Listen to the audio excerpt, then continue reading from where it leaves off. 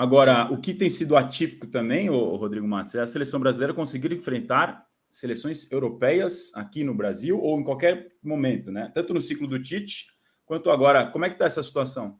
Então, tem uma boa notícia, é aquela coisa que o cara chega em casa e fala assim, eu tenho uma boa notícia e uma má notícia para você.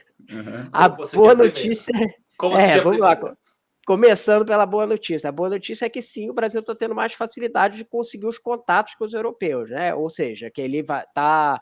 O que a gestão da CBF percebeu é que com a saída da PIT, que era a agência que organizava todos os amistosos do Brasil, e que ela que fazia os contatos, que eles estão conseguindo, de fato, tem uma abertura, e também não é só por conta da saída da PIT, isso está facilitando, porque a CBF está, inclusive, desconfiando que a PIT não gostava de jogar com o europeu, porque as cotas eram mais caras, então influenciava a lucratividade deles, e eles diziam que era difícil. Mas tinha a questão da Nations, né, que dificultava os jogos. E hoje tem uma interação entre a Conmebol e a UEFA. Então, os contatos a CBF está conseguindo fazer e tem abertura para fazer os jogos. O problema é que isso acaba sendo contraditório com uma demanda da própria CBF, que é de fazer jogos no Brasil. Por quê? Porque a ideia era...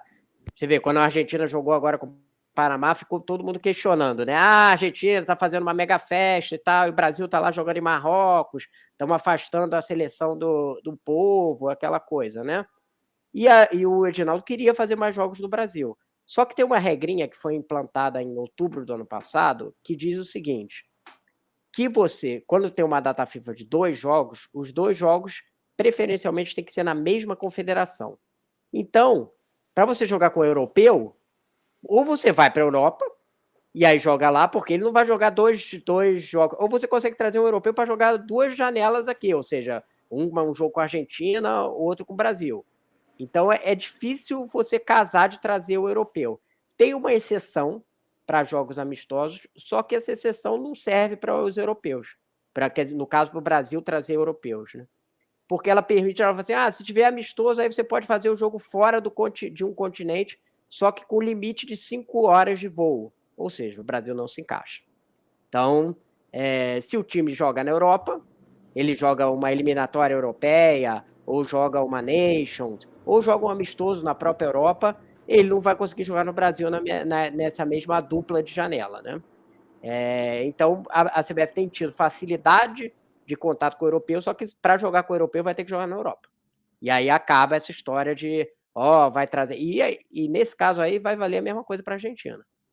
Se quiser jogar com o europeu, a não ser que eles convençam aí uma seleção dessas europeias para vir fazer uma perna dupla, e vale a mesma coisa de outros continentes, trazer ali a América do Norte, seleções boas, eventualmente, da África, porque tem essa limitação. A América do Sul é um continente longe, né? Ela não é um continente central, do ponto de vista de onde está o mundo do futebol, que é a Europa. Então tem essa regrinha, e eu ouvi da CBF que tem tido essa complicação. A gente consegue fazer os jogos com o europeu, só que vai ter que jogar lá.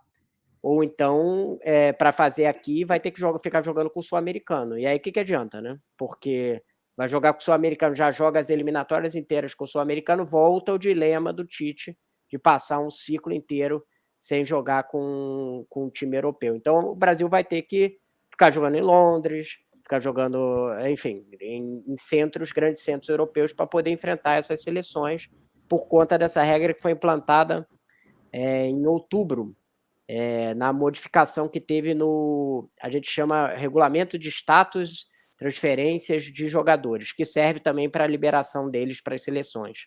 Tem um anexo lá, ela estabelece todas as regras de como vai funcionar o trânsito dos jogadores, desde como ele vai ser negociado, transferência, como que ele vai ser liberado para uma seleção, enfim, regra de assédio, está tudo lá dentro dessa... É a bíblia dos agentes e das associações nacionais, digamos assim, para entender como vai funcionar. E foi colocado isso aí, obviamente, a medida tem como objetivo reduzir o cansaço dos jogadores e tem a ver com a FIFA atender demandas da Associação de Clubes Europeus, porque eles estão querendo coisas da ECA. Essa semana, a ECA, inclusive, que é presidida pelo presidente do PSG, né? Nasser Al-Khelaifi, né? Eu nem sei se estou pronunciando certo, né? Mas enfim.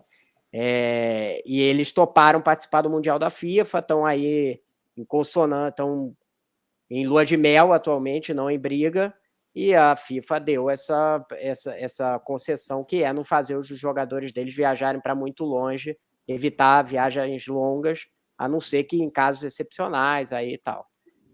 Então, tem essa questão, a proximidade da seleção com o povo é diretamente contraditória com enfrentar adversários mais fortes.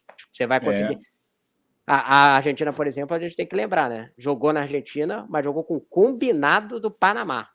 Sim, porque o Panamá teria jogo pela CONCACAF da local e acho que contra a Costa Rica, e não queria arriscar perder jogador importante num amistoso que não valia nada para eles, mandou o time B. Então, é isso. Temos uma boa notícia e temos uma má notícia para vocês. Pois é o nível de enfrentamento que todo mundo deseja que a seleção tenha versus o distanciamento do povo que todo mundo não quer que a seleção tenha. Difícil equilibrar essas duas balanças. Aí a geografia não nos favorece tanto. Você, desde que jogava War, quando era pivete, vai lembrar que para invadir a Europa ali da América do Sul, tinha que atravessar todo o oceano. Então não dá para ir direto. Não, tem que passar pela África. Tem que passar pela África. Se não passar pela África ali, não rola. Não chega, exatamente. Então é a geografia complicando nós sul